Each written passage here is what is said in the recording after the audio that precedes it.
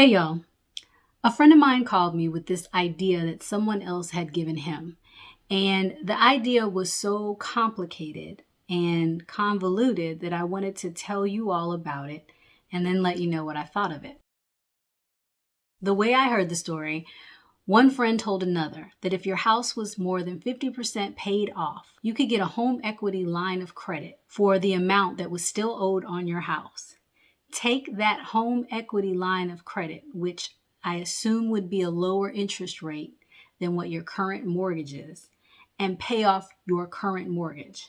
And then pay off the home equity line of credit with that lower interest rate. When my friend told me about this, he was super excited, but he wanted to know what I thought. My first thought is, why would anyone do that? The answer, from what I can gather, is that you would be paying off your home at a lower interest rate. The second answer to why you would do this is so that you would have a home equity line of credit available to you. So one, you'd be paying off your mortgage at a lower interest rate, and I guess you would pay it off sooner and faster because your interest rate was lower. And two, you'd have a lot of cash available to you or credit available to you should you need it for something. Now, he wanted to know what I thought about it. And I've got to say, I am one for dealing with finances in simplicity. So if something is complicated or convoluted, or you have to jump through a whole lot of hoops to do it, I'm not for it. I'm just not.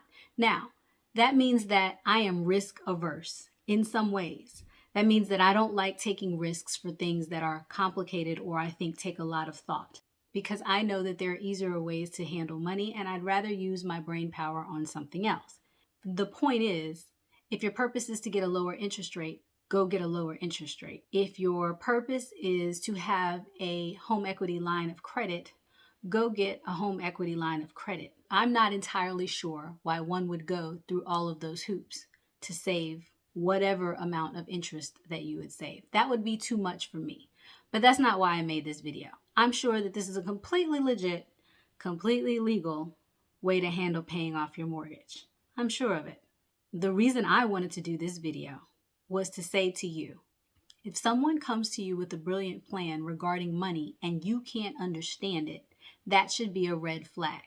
Not that you can't go do your research and check it out yourself, but once you've done your research, once you have put some time into understanding the idea, if you still don't get it, it's not for you.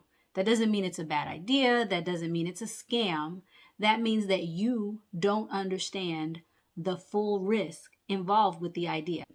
And that goes for dealing with your mortgage, dealing with the refinance, dealing with investments, dealing with your job.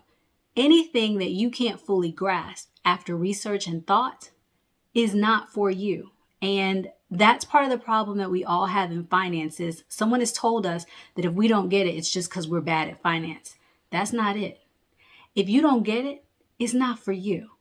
It may be a great idea, but until you understand the risks and how they fit into what you're trying to do, they are not for you. So don't let some guy at a party talk you into something you don't fully understand. That is not good finance. Good personal finance is understanding your risks and how they fit into your life. I hope this helped. I hope you found some value in it. If so, please click like and subscribe to the channel. I'll see y'all around.